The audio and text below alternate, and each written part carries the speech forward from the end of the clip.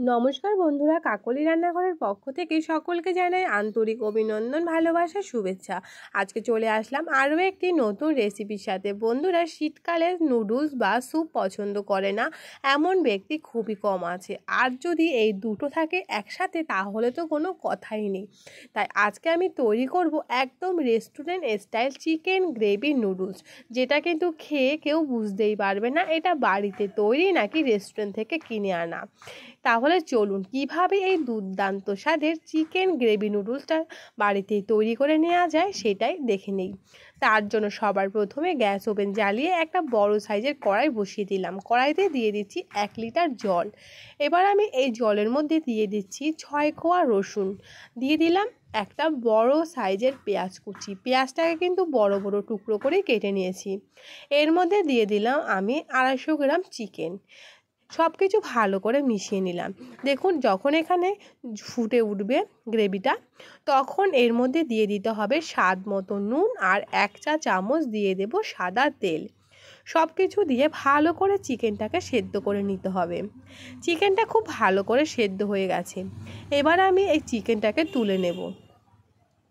চিকেনটাকে তুলে নিয়ে আমি এই চিকেনগুলোকে হাত থেকে আলাদা করে নেব, আর একদম ছোটো ছোটো করে পিস করে নেব। দেখুন, এরকম চিকেনটাকে কিন্তু একদম ভালো করে ছাড়িয়ে নিতে হবে, তা না হলে কিন্তু স্যুপের মধ্যে চিকেনটা খেতে একদমই ভালো লাগবে না। এখানে আমি চিকেনগুলো খুব ভালো করে ছাড়িয়ে নেওয়া হয়ে গেছে। এবার আমি এই হাতটাকে ফেলে দিলাম। চিকেন গ্রেভি নুডলস তৈরি করার জন্য এখানে কিছু আমি সবজি নিয়ে নিয়েছি। রয়েছে গাজর, ক্যাপসিকাম, বাঁধাকপি, লঙ্কা আর রসুন কুচি। এবার আমি একটা গ্যাস ওভেন জ্বালিয়ে আবারও কড়াই গরম বসিয়ে দিলাম। কড়াইতে দিয়ে দিলাম সামান্য একটু সাদা তেল। তেলটা কিন্তু একদমই অল্প দিতে হবে। এবার এই তেলের মধ্যে দিয়ে দিলাম আরও 2 থেকে 3 কোয়া রসুন। রসুনটাকে কিন্তু এখানে আমি কুচো করে নিয়েছি। রসুনটাকে খুব ভালো করে একটু ভেজে নিচ্ছি। রসুনটা হালকা ব্রাউন হয়ে গেলে এর মধ্যে দিয়ে দিচ্ছি কেটে রাখা গাজর। গাজরটা কিন্তু আমি ছোটো ছোটো টুকরো করে কেটে নিয়েছি। গাজরটাকে খুব ভালো করে 1 থেকে 2 মিনিট একটু ভেজে নিলাম। দিয়ে দিলাম এর মধ্যে 2 থেকে 3টে বিনসটাকে দিয়ে আমি আরও গাজরের সাথে 1 মিনিট ভেজে নিলাম। এবার এর মধ্যে দিয়ে দিলাম ক্যাপসিকাম কুচি। ক্যাপসিকামটাকে দিয়ে দিলাম সামান্য একটু বাঁধাকপি কুচি। সব কিছু ভালো করে আমি আরও 2 মিনিটের মতন একটু নেড়ে চেড়ে ভেজে নিচ্ছি। এটা কিন্তু একদম ভাজা ভাজা হবে না, শুধু নরম হবে, ঠিক এরকম করে ভেজে নিতে হবে। এবার এর মধ্যে সেদ্ধ করে রাখা চিকেনটাকেও দিয়ে দিলাম। চিকেনটাকে দিয়ে আরও আমি 1 মিনিট একটু ভালো করে নেড়েচেড়ে মিশিয়ে নিলাম। গ্যাসের ফ্লেমটা কিন্তু বন্ধুরা অবশ্যই একদম মিডিয়ামে রেখে রান্নাটা করতে হবে, তা না হলে কিন্তু সবজিটা ভাজা হয়ে যাবে খুব বেশি। তাহলে কিন্তু স্যুপটা একদমই খেতে ভালো লাগবে না, শুধু সবজিগুলো নরম হবে, ঠিক ওই রকম করে ভেজে নিতে হবে। আমি এখানে দিয়ে দিয়েছি 1/2 চা চামচ বিট নুন। নুনটা কিন্তু অবশ্যই, আমরা তো স্যুপটা তৈরি করব, আগে যে চিকেনের স্টুটা তৈরি করেছিলাম সেটাও কিন্তু নুন দেওয়া রয়েছে, তাই নুনটা অবশ্যই বুঝে শুনে ব্যবহার করতে হবে। এবার আমি ভেজে রাখা যে হালকা সবজিটা ভেজে রেখেছিলাম, সেই ভেজে রাখা সবজিটা দিয়ে দিলাম চিকেন স্টুর মধ্যে। চিকেন স্টুতে দিয়ে সবজিগুলোকে খুব ভালো করে মিশিয়ে নিলাম। এবার কিন্তু গ্যাসের ফ্লেমটা লোতে থেকে হাই করে দেব।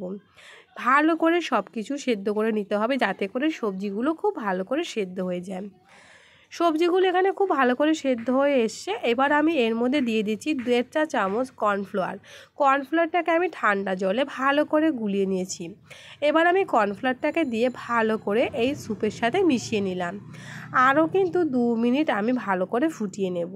দিয়ে দিয়েছি এখানে আমি 1 চা চামচের মতন গোলমরিচের গুঁড়ো।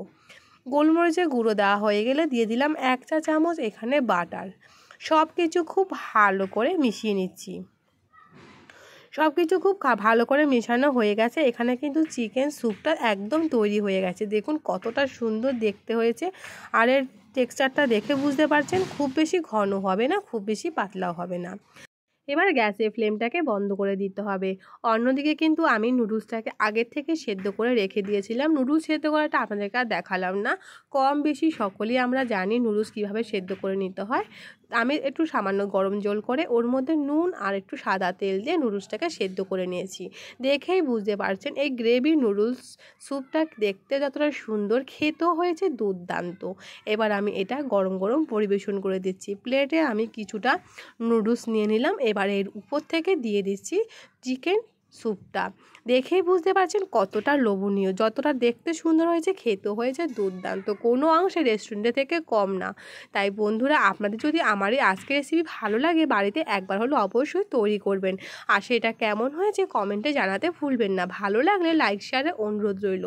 আর এরকম নিত্য নতুন সহজ ধরনের রেসিপি পেতে যে সকল নতুন বন্ধুরা এখনও আমার চ্যানেলটিকে সাবস্ক্রাইব করেননি তাদের কাছে অনুরোধ আমার চ্যানেলটিকে সাবস্ক্রাইব করে আমার পাশে থাকার। তাহলে দেখেই বুঝতে পারছেন কতটা সুন্দর আর কতটা লোভনীয় হয়েছে এই গ্রেভি চিকেন নুডলসটা। একদম কিন্তু রেস্টুরেন্টের মতন দেখতে হয়েছে, দেখতেও কিন্তু রেস্টুরেন্টের মতন বন্ধুরা, খেতেও হয়েছে দুর্দান্ত। তাহলে আজকে এখানে বিদায় নিচ্ছি, ধন্যবাদ।